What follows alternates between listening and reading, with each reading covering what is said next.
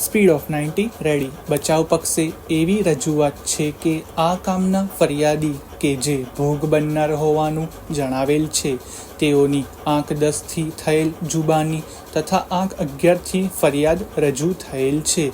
ફરિયાદમાં કે જુબાનીમાં આરોપીઓએ ફરિયાદીને જાતિ વિષયક અપમાનિત કરેલ હોય તેવી કોઈ હકીકત જણાવેલ નથી.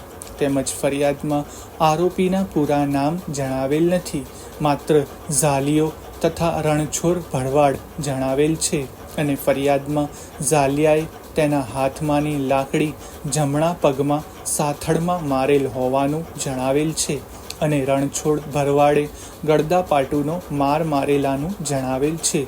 જ્યારે આંક 10ની જુબાનીમાં આરોપીઓએ લાકડીના ગોદા મારેલાનું જણાવેલ છે અને આંક 23થી રજૂ મેડિકલ સર્ટિફિકેટમાં ગોદા મારવાથી ઈજા થયેલાનું જણાતું નથી.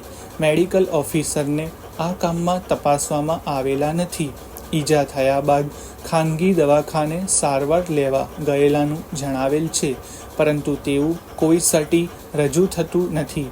જ્યારે વાઘોડિયા PHCનું સર્ટિફિકેટ રજૂ થયેલ છે. બનાવ જુબાની મુજબ સવારના 10 વાગ્યે બનેલ છે તેમ જણાવેલ છે, જ્યારે ફરિયાદમાં બનાવ સવારના 7 વાગ્યે બનેલ હોવાનું જણાવેલ છે. આરોપીઓને ખોટી રીતે સંડોવેલ છે. આરોપીઓ બાજુના ગામના છે. તેઓ ફરિયાદીને ઓળખતા નથી તેમજ બનાવવાળી જગ્યા કે જ્યાં ગાયો ચરાવેલાનું જણાવેલ છે તે જગ્યા ફરિયાદીની માલિકીની હોવા અંગેનો કોઈ પુરાવો રજૂ કરેલ નથી. વધુમાં એવી રજૂઆત કરેલ છે કે એટ્રોસિટીના કેસ મુજબ DYSPથી નીચેની કક્ષાના અધિકારી તપાસ કરી શકે નહીં. આમ છતાં આ કામમાં PSIએ તપાસ કરેલ છે. ફરિયાદી આદિવાસી જાતિના હોય તેવો કોઈ દાખલો કે દસ્તાવેજી પુરાવો રજૂ કરેલ નથી. તેથી પણ આરોપીઓ વિરુદ્ધ એટ્રોસિટી એક્ટ મુજબનો ગુનો પુરવાર થતો નથી. પ્રોસિક્યુશન તરફે સાહેદ નંબર 2 ભૂપતસિંહ પ્રતાપસિંહ પરમારને આંક 12થી તપાસવામાં આવેલ છે. તેમના પોલીસ નિવેદન મુજબ ભરવાડો તેમને ગાળો આપી નાસી ગયેલાનું જણાવેલ નથી. ફરિયાદીને એક સાલી જમીન વાવવા આપેલ હોય તેમ જણાવેલ છે, પરંતુ તે અંગેનો કોઈ પુરાવો રજૂ થયેલ નથી. વધુમાં એવી રજૂઆત છે કે સાહેદ નંબર 3 શાંતિલાલ ચુનીલાલ વસાવાને આંક 13થી તપાસેલ છે. તેમની જુબાની મુજબ ભરવાડોએ ફરિયાદીને લાકડીથી ગોદા મારેલા તેમ જણાવેલ છે, પરંતુ તે કબૂલ કરે છે કે આ હકીકત તેણે તેના પોલીસ નિવેદનમાં લખાવેલ નથી અને આ સાહેદે પણ કબૂલ કરેલ છે કે આરોપીઓને તે નામજોગ ઓળખતા નથી. આમ ફરિયાદી સાહેદ ભૂપતભાઈ અને સાહેદ નંબર 3નાએ પ્રી પ્લાન કરી ફરિયાદ આપેલ છે તેવું પુરવાર થાય છે.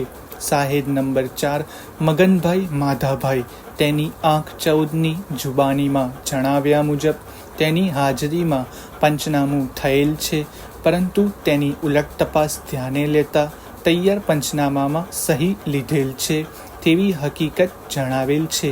જ્યારે આંક 22થી સાહેદ નંબર 5 તપાસ કરનાર અમલદાર જગદીશભાઈ રણછોડભાઈ દેસાઈને તપાસવામાં આવેલ છે. તેઓએ જુબાની મુજબ બનાવના સમયમાં તેઓ વાઘોડિયા પોલીસ સ્ટેશનમાં PSI તરીકે ફરજ બજાવતા હતા અને આરોપીઓ વિરુદ્ધ ફરિયાદીએ ઇન્ડિયન પિનલ કોડની કલમ 323-114, BP એક્ટની કલમ 135, પંચાયત એક્ટની કલમ 161 તથા અનુસૂચિત જાતિ અને અજનજાતિ અત્યાચાર અટકાયત અધિનિયમની કલમ 3(1)(10) મુજબ ફરિયાદ આપતા PSOએ રજીસ્ટર કરેલ.